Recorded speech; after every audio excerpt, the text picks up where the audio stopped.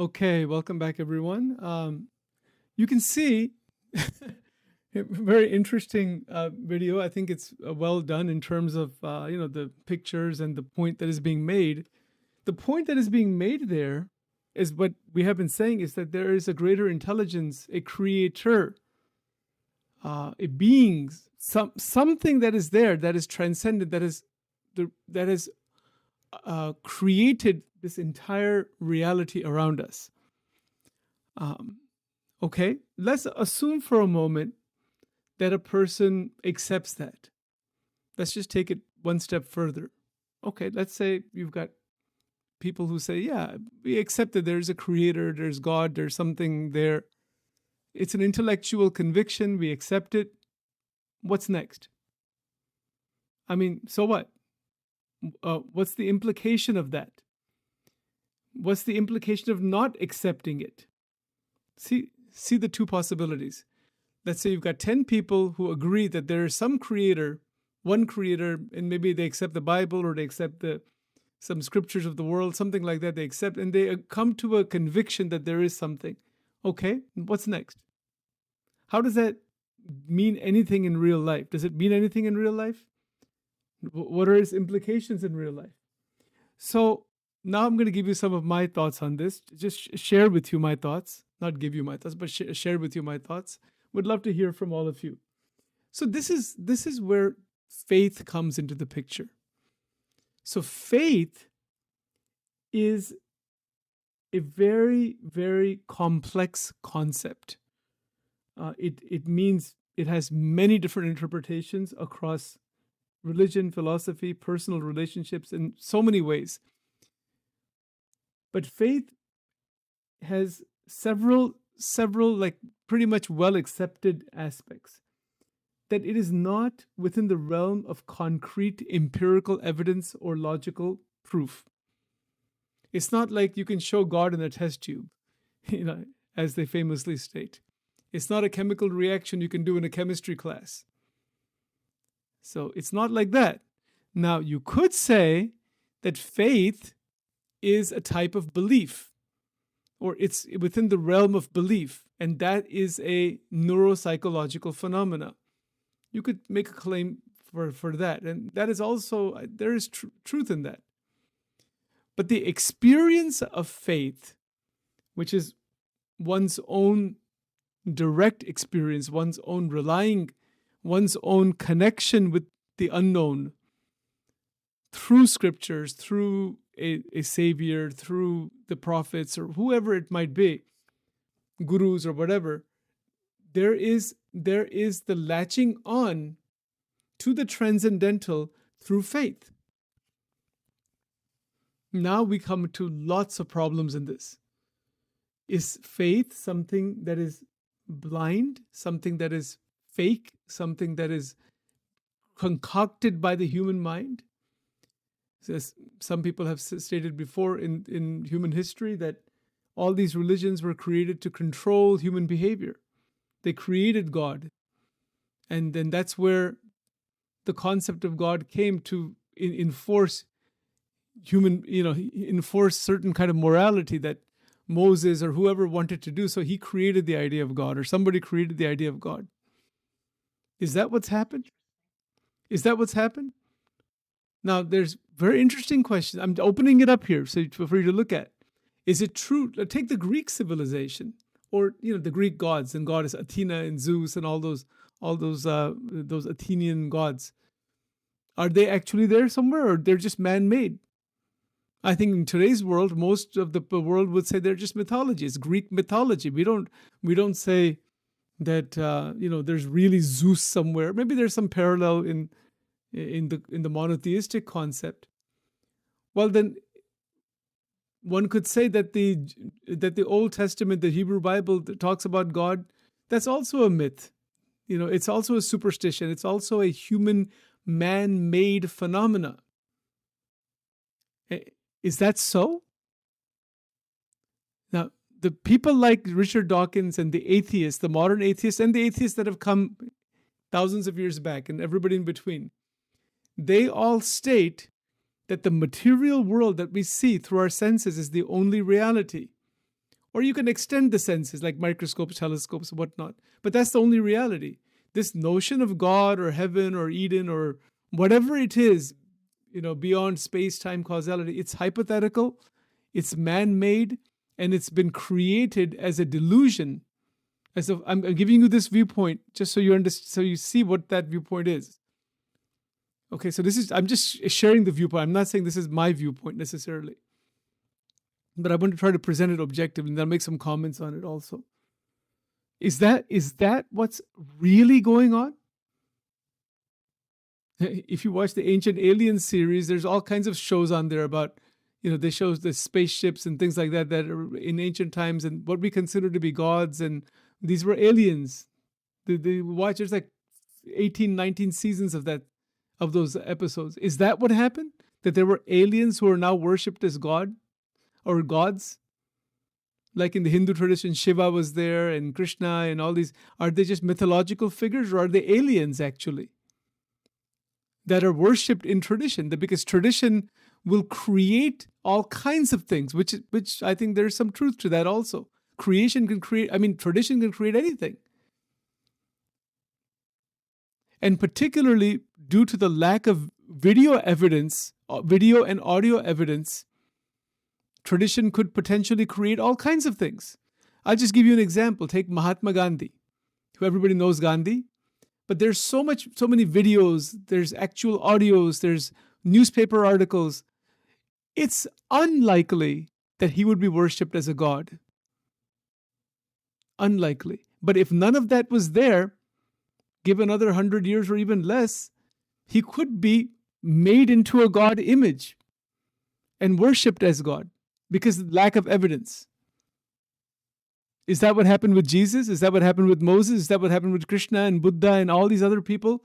Because there's no evidence, direct evidence, video or audio evidence, that it's all historically confabulated stuff that's been developed and added and added and added. Now you have this fantastical superhuman image. Like, for example, take the Buddha. There's the laughing Buddha, there's the meditating Buddha, there's this Buddha, there's God knows, there's temples of Buddha, and this is all man-made phenomena. Isn't it so in tradition? Is that really that person who was sitting under the tree? How do you know who that person was? Some people say there was no such person. The whole thing of tradition is man-made. There's no evidence. That's what they say. So you see the problem, why I didn't want to cover this subject. This is a very dangerous thing to talk about, because if you have faith, you might wind up with not having any faith. I'm very proud of you for doing this. Well, It takes a lot of time and energy, but I am learning so much. so all I'm trying to do here, with respect and lot of patience, and my prayer really to all of you, is to be very, very patient with these ideas. Do not jump to any conclusion right away. That is my humble request. This is a very tenuous and deadly subject. I mean, quote, deadly in the sense your faith can be unraveled completely. You could wind up as an atheist or an agnostic and not wind up here nor there, and the psychological anchoring towards God can fall away, and that can be damaging. Now, that's the other perspective. Is God just an anchor created for the mind? Voltaire, the philosopher Voltaire, said, if God didn't exist, human beings should invent him because it's good for the human mind. Right. Oh, that's what the one girl said. Yes. Is religion just for us to promote good behavior? You see the trouble in this. You see the problems in this. You see now, but again, now let's look at the other side of this, the other side. Using reason, using logic, we can come to a conclusion intellectually that there is a cause that doesn't have a cause. Now let's understand this concept philosophically. We have to go into a little bit of philosophy to establish faith.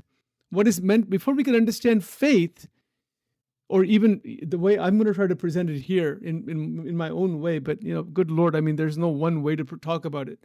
We need to understand a little bit of philosophy. The cause-effect relationship, we talked about it, I think, a couple of times already, so I won't go into that again. But is there a cause that doesn't have a cause? Like little children say, well, who created God? If God created everything, who created God?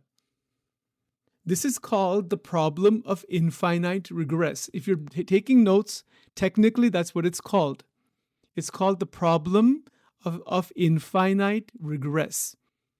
That if you say that, okay, the world was created, it's part of space-time causality, it created for some being, or like in the Advaitic tradition, the non-dualistic tradition in India, one supreme consciousness is dreaming, or it itself is manifesting. How do you know that? Is that so? All right. So is that just an idea? Now, the point that even the non-dualistic traditions make is that there's no cause to that one infinite consciousness.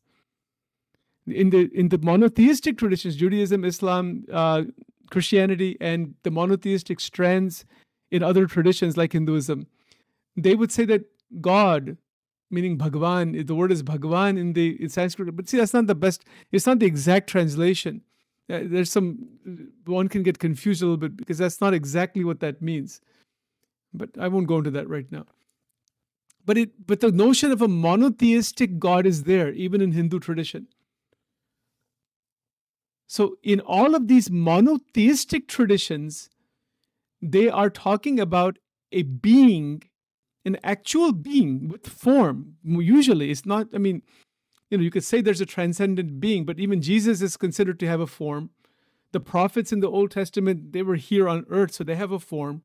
Maybe, whether God is form or formless in the Old Testament is not that explicitly clear. There could be many interpretations, and we would have to go into the mystical aspects. We'll get to all that later on.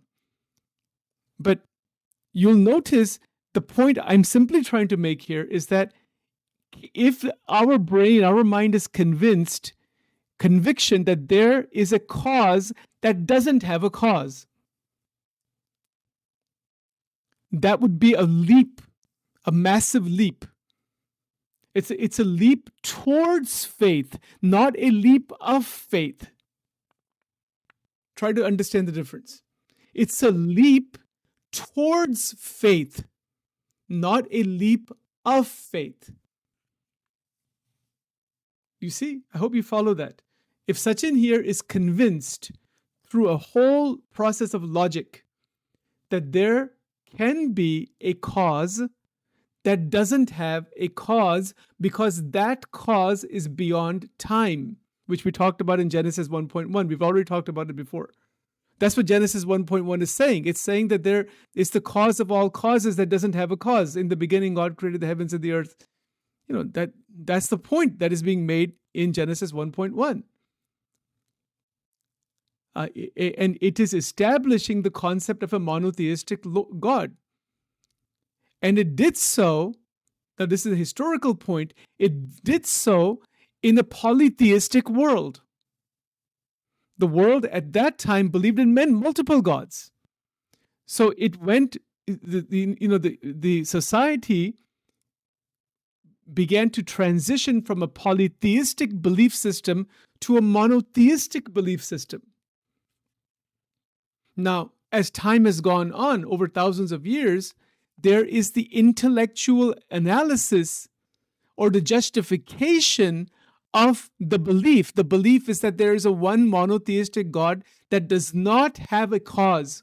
Nobody created God. God is the creator of everything. This is the basic general idea. And that God has supreme intelligence. And that's where this intelligent design argument comes from. Argument doesn't mean one person fighting with another. It's a philosophical way to establish logically that there is God. That's what's meant by an argument. So when I use the word argument, doesn't mean people are arguing with each other. Right? So now let's be very clear. If the intellect, human intellect, our intellect is convinced somehow, using some of the stuff that we saw in the video, and we've talked about many other examples, that there has to be a cause that doesn't have a cause. Otherwise, you wind up in the problem of infinite regress. Let's talk about what that is. The problem of infinite regress is easy to understand. If God created everything, then some greater God created that God, some greater being created that. It just goes on. It goes on forever, towards infinity, the one after another. And there's even a theory in philosophy that says that's the way reality is. There's there's something above and something above and something above, infinitely. There's no one endpoint there. There's no one endpoint where time and causality and everything stops. But see, the response to the problem of infinite regress is that the problem of infinite regress has been created through our intellect within the realm of cause and effect. It's a realm of cause and effect. Assuming for a moment that there is a reality or truth or consciousness or the Lord, as it is said in the biblical language, that is beyond the realm of cause and effect, then that is a transcendent God that cannot be accessed by us just through the cause-effect analysis. And because that cannot be accessed through the cause-effect analysis, this brings us to the edge of faith. It brings us to the border of the opening of faith. And this is where atheism and agnosticism and all these things, they end. They end when the intellect borders upon faith. If it's not able to do that, it can never discover faith, and it will remain within the scientific empirical realm of cause-effect relationship, relying only on the senses, and that's it. Astronomy and physics and more and more Hubble Space Telescopes and James Telescope and new telescope and more spaceships, and these are extensions of our senses. We have the electron microscope now. We can take pictures of atoms. Now they're capturing even the subatomic particles and naming them. There's so many subatomic particles. What is all this? Extension of our senses. It is not transcendent to our senses. I want this point. So this is now trying to give you some of my commentary on this, Sachin's commentary only, that begins right here at this point. So the commentary is as follows, that in my analysis over the last 30 years, 35 years on these questions, happy to share with you and happy to have the opportunity that we can extend our senses as much as we want. We can keep extending them. Extending our senses will not take us beyond the realm of the senses. It can never do so. It can never do so. Doesn't matter if we go to the Andromeda galaxy or the farthest reaching galaxy or whatever, everything is within space, what we call space. And now even physics is talking about dark matter. They said that something like 60-70% of the matter doesn't even show up. You cannot see it. It's all dark matter. Dark matter doesn't mean, it just means that it's not within the realm of our senses, but it's there. It's not detectable, but they have some theoretical way of detecting that there's much more what is filling the universe than what we think it is. Maybe 90% is dark matter, something like that. So whatever physics knows through our senses, whatever we know through our senses, again, Sachin's commentary, is only a slice of reality. Let's look at some examples. Again, please remember, it's only my commentary. I'll give you some simple examples. Let's say you're sitting in your room, just where you are, and in the room there is an ant, a frog, a dog, a cat, an elephant, small one, baby elephant, something that'll fit in your room, but a living elephant, small one. Human being, you're a human being. Let's say you have also a tiger, just different animals. You also have some plants. Everything is living. Isn't it true that the dog, the frog, the ant, the mosquito, the spider, they are all in the same room? Isn't that true? Yes. It's true, obviously. Isn't it also true that each being, because of the body and the senses, is perceiving a slice of reality? Isn't that true? What the dog is seeing, they say dogs see only in black and white. That's what they say. The dog is seeing much more than the spider. The spider is seeing, it feels that, its world, it's the world that it is sensing is going to look completely different than what we are experiencing. It's going to, the ant, the tiny little ant, is going to experience its world inside a piece of wood or on a wall or something as like infinite consciousness or something. It'll, who knows what it, I mean, it's, can we imagine? See, each being is experiencing the same reality in its own unique way. Is that true or not? Isn't that true? Is it also true that what each being is experiencing is due to the restrictions of the body and the senses that the senses are providing? Isn't that true? Look at this logically. Okay. In my analysis, I think that makes logical sense, that each being is experiencing its, but what they're experiencing, what 100 different creatures are experiencing, it's different in 100 different ways, but what they're experiencing is only the one truth, the one room. It's the same room. It's not a different room. You could have a fly, you could have a mosquito, you could have a frog, you could have 100 different tiny little creatures inside your home.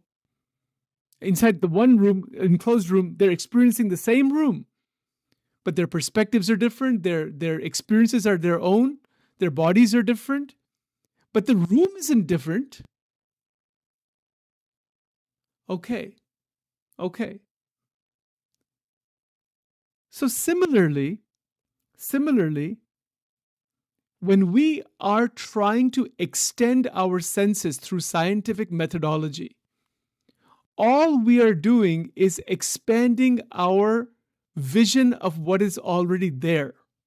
Just like if you had a frog and somehow the frog's body changed, or could just hypothetically, the frog can now see what the dog sees, and then the dog can now see what the cow sees, and the cow can now see what the elephant sees, and the elephant can see what now the human being sees. What is that? Extension of the senses. At one point, we thought that the earth was the whole, everything, whole and soul. That everything revolves. That's what it looks like if you go outside. It looks like everything is revolving around the earth. Until our vision changed. At one point, before Hubble, who was, if you probably know this, before Hubble, we thought the Milky Way galaxy was the whole universe. Then he saw the Andromeda galaxy and he says, my God, that's a whole different galaxy. And that's the only galaxy you can actually see with your naked eye. Whole worldview changed. So what changed actually? The expansion of our senses. Our senses got extended. The Hubble Space Telescope, it's named after Hubble. What's the big deal about Hubble? Because he discovered the Andromeda galaxy, that's why. It's an extension of our senses. Does it mean that Hubble was able to go beyond the senses? Of course not.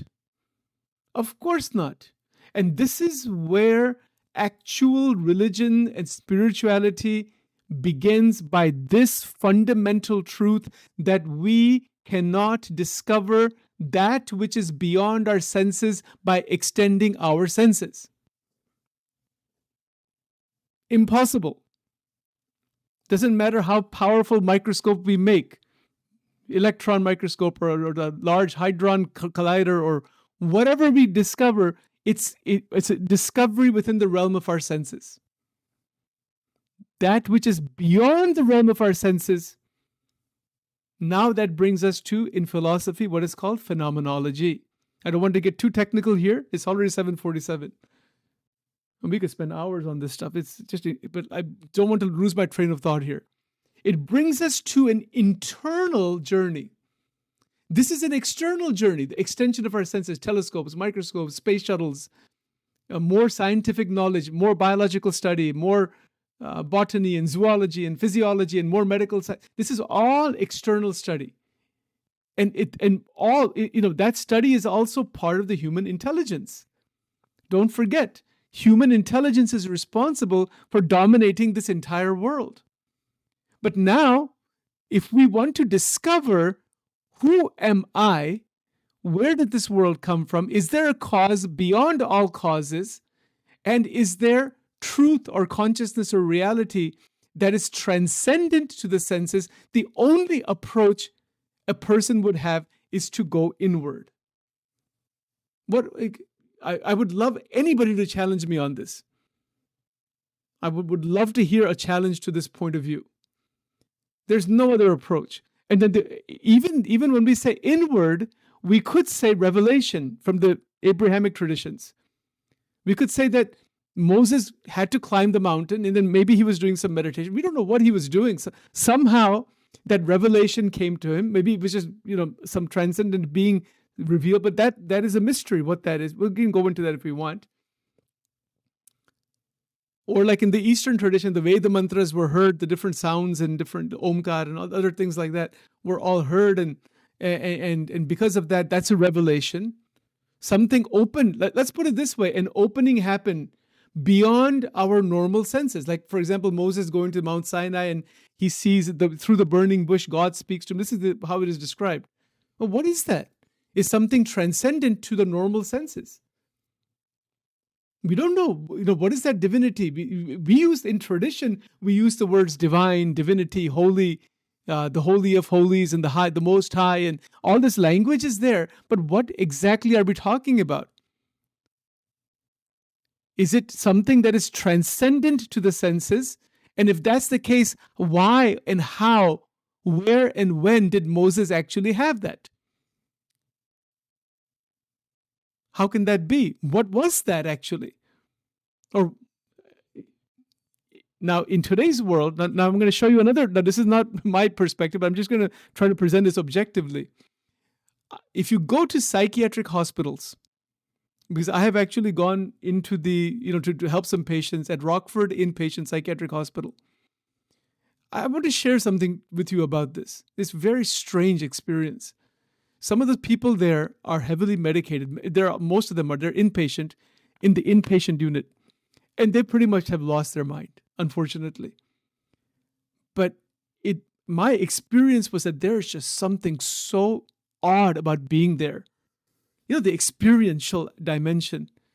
Like, what in the world it's like they're opened into some dimension that is not in the realm of the senses. Call that delusion, hallucination. There's a lot of psych terminology. They're heavily medicated. Who knows? Even psychiatrists nobody knows what that is. Some people say that these mystics, like whoever they may be, whether it's Moses or Ramakrishna Paramahansa or somebody, even in the time of Ramakrishna Paramahansa also, there was that theory where people thought he was mad, he was crazy, he's a madman, he's talking to the goddess and God and he's doing all these things, and what foolishness is this? Look in Christianity. Deeply devout Christians who are so deeply connected with Jesus, they have mystical experiences of Jesus. Are they psychiatric patients? Is that what it is? How would you differentiate? There are people sitting in psychiatric facilities, even today, who say they have mystical visions. They talk to God. They sometimes say they're a reincarnation of Jesus. Jesus comes to them, but they also have all kinds of other phenomena going. Is that a psych condition, or is that a delusion, or is it a true descending of the mystical experience in their mind? How do you know what's going on there? How do you know that? It's also very interesting from a conditioning point of view. Why is it that people who believe in Jesus see Jesus? Why don't they see Krishna or Buddha or some other figure? Why is it that people who believe in Krishna have visions of Krishna and not other deities or other things? Why is that? Or those who or those who believe, or those who are, let's put it this way, from a religious point of view, they have some concept of God, and then whatever that concept is, God or something, whatever it appears to them, is it something that they are creating as a hallucination? The mind is creating it itself? Is that what's going on here? See the problem in all this thing. It is totally unknown. There are thousands of theories. Thousands. There are disorders. There's quite a few number of disorders in the DSM-5 that talk about this. There's quite a few number of people who are diagnosed with this type of schizophrenia. And there's a religious category for that. And they are talking to some transcendental beings and or they're possessed by that or something. What is all that thing? There's the uh, uh, even in Christianity, there's the concept of the Holy Ghost, the Holy Spirit. What is all that? That actually comes and descends. See, so that is a bigger question altogether as to what exactly that is beyond space-time causality that doesn't have a cause. It's mystical, it's mysterious. And it raises questions about the human brain, about the human mind. And this is why this subject is an extremely tenuous and extremely difficult subject to truly talk about. But we'll go into it slowly. Now I'm going to give you another example. Those individuals who are trying to discover that which is beyond the senses. Now my commentary begins again here. That which is beyond the senses can be accessed through faith, assuming that the faith is connected towards that which is actually present in a genuine sense. You could have faith about something that's not true. It's possible. You could have all kinds of faith about something that's not true at all. And it's also possible to have faith or conviction, faith, that promotes spiritual practice. So I can believe, like in the Eastern traditions, there's the belief that there is the Atman, there's the consciousness, that I am the consciousness. Okay, I hear that from the great teachers. Maybe they have discovered it. So I have faith in what they're saying, the gurus and all, that you are a conscious, you are divine consciousness. That's who you really are. Okay, let's say I believe it. I'm convinced. So that faith promotes spiritual practice. And the word in Sanskrit for that is called sadhana. Sadhana. In Western traditions, we would call that religious practices, which people do in all the churches and all the synagogues and the mosques, and in the temples in the Indian tradition, and even in the Buddhist traditions. There's all kinds of religious practice. Religious practice meaning dualistic worship is going on. There's the worship and there's the worshiper. There's the worshiping, there's the worshiper, and there's that which is being worshipped. 3 points are there. 3 points. The one who is worshiping is there. That's the person. The process of worshiping is within us, within the individual. And then there is the deity, the Lord, the divine, that is being worshipped. You got a 3-part connection there. And that is only possible through faith. So faith, meaning relying and believing that there is the reality that exists. So reason culminates into faith. And faith culminates. If faith is taken to its height, it borders on the direct contact with that which we are having faith in. There's a 3-step process here. 3-step process. First starts with reason, conviction. Okay, there's the cause of all causes. There's the God. These scriptures seem to be right. These teachers are correct. There's all that intellectual stuff. This is called apologetics in the Western traditions. Is there Eastern tradition also? It's a conviction, intellectual convincing, that your intellect is convinced that this is so. That what is so, like in Christianity, that Jesus is Lord. That is so. That God is Trinity, Father, Son, Holy Spirit. That is so. These are all doctrines that have been developed. But so this is through reason. So there's no, but when faith begins to open, still doubt can remain. A point comes when doubt vanishes. So inside the intellect, there is doubt. A point comes through heightened contemplation, intense contemplation and study, and prayer, doubts are all cleared up. They vanish. They vanish completely.